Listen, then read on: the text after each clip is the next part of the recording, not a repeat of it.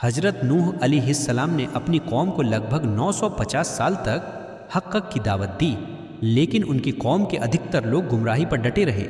ان کے بیانات میں سب سے اثردار اور غور کرنے والی بات یہ تھی کہ انہوں نے اپنی قوم کو بار بار توحید، ایکیشورواد اور اللہ کی بندگی کی دعوت دی۔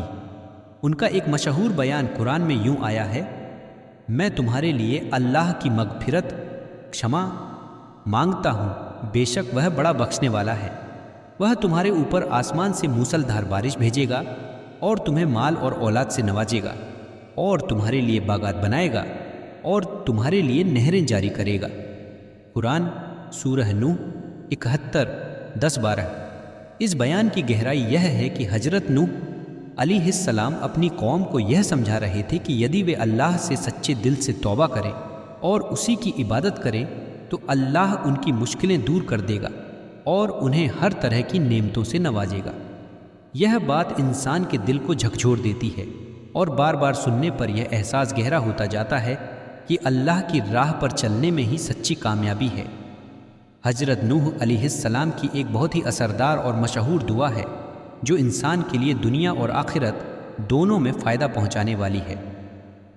یہ دعا قرآن مجید میں اس طرح آئی ہے: ربی غفر لی ولی والدائی ولمن دخل بیت مؤمنا وللمؤمنین والمؤمنتی ولا تجد للظالمین الا تبارا۔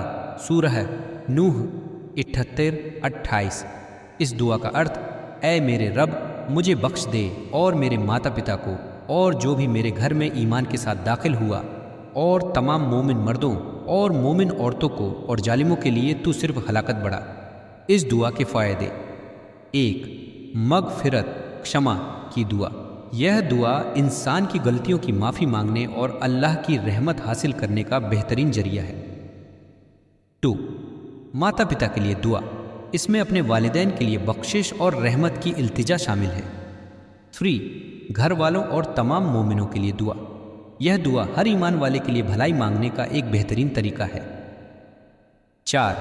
ظالموں سے نجات کی دعا۔ اس میں یہ بھی بتایا گیا ہے کہ ظالموں کا انجام برا ہی ہوتا ہے، اس لیے ان سے بچنے کی دعا کرنی چاہیے۔ یہ دعا دنیا میں بھی برکت اور سکون کا سبب بنتی ہے اور آخرت میں بھی ہماری مغفرت کے لیے بہت اہم ہے۔ اسے اپنی روزمرہ کی دعاؤں میں شامل کرنا چاہیے۔ حضرت نوح علیہ السلام نے اپنی اولاد، بیٹے کے لیے ایک خاص دعا کی تھی جو قرآن مجید میں اس طرح درج ہے: حضرت نوح علیہ السلام کی اولاد کے لیے دعا: رب ان ابنیا من اہلی و ان وعدک الحق وانت احکم الحکیمین۔ سورہ ہود 11-45۔ اس دعا کا ارتھ: اے میرے رب، میرا بیٹا بھی میرے گھر والوں میں سے ہے اور بے شک تیرا وعدہ سچا ہے اور تو سب سے بڑھ کر حکمت، بدھمتا رکھنے والا ہے۔ اس دعا کا سندرب: جب اللہ نے حضرت نوح علیہ السلام کو حکم دیا کہ اپنی قوم پر آنے والے عذاب طوفان سے بچنے کے لیے کشتی بنا لیں، تب انہوں نے اپنے پریوار کو بھی اس جہاز میں سوار ہونے کا کہا، لیکن ان کا ایک بیٹا قرآن میں نام نہیں دیا گیا، مگر مانا جاتا ہے کہ اس کا نام کنعان تھا۔ اللہ کی نافرمانی پر اڈا رہا اور پانی میں ڈوب گیا۔ اس پر حضرت نوح علیہ السلام نے اللہ سے اپنے بیٹے کے لیے رحمت کی گزارش کی، لیکن اللہ نے فرمایا کہ وہ ان کے سچے گھر والوں میں سے نہیں ہے، کیونکہ اس نے نافرمانی کی راہ چنی تھی۔ اولاد کے لیے سبق اور دعا۔ 1. اولاد کی ہدایت کے لیے دعا کرنی چاہیے تاکہ وہ ایمان اور صحیح راستے پر رہیں۔ 2. اللہ کا وعدہ سب سے سچا ہے اور ہمیں اپنی اولاد کے لیے بھی اللہ کی ہدایت مانگنی چاہیے۔ تیسری، اولاد کے لیے صحیح پرورش ضروری ہے تاکہ وہ اللہ کی آگیا کا پالن کریں اور قیامت کے دن نجات پانے والوں میں شامل ہوں۔ اولاد کی ہدایت اور بھلائی کے لیے ایک اور دعا۔ اگر آپ اولاد کے لیے کوئی خاص دعا کرنا چاہتے ہیں تو یہ دعا بھی کر سکتے ہیں: ربی اجلنی مقیم الصالواتی و من ذریتی ربنا تقبل دعا۔ سورہ ابراہیم 14.40۔ ارتھ: اے میرے رب، مجھے نماز قائم کرنے والا بنا اور میری اولاد میں سے بھی ایسے لوگ بنا۔ اے ہمارے رب، میری دعا قبول کر۔ یہ دعا اولاد کو دینی اور نیک بنانے کے لیے بہت اثردار ہے، اسے اپنی روز کی دعاؤں میں شامل کرنا چاہیے۔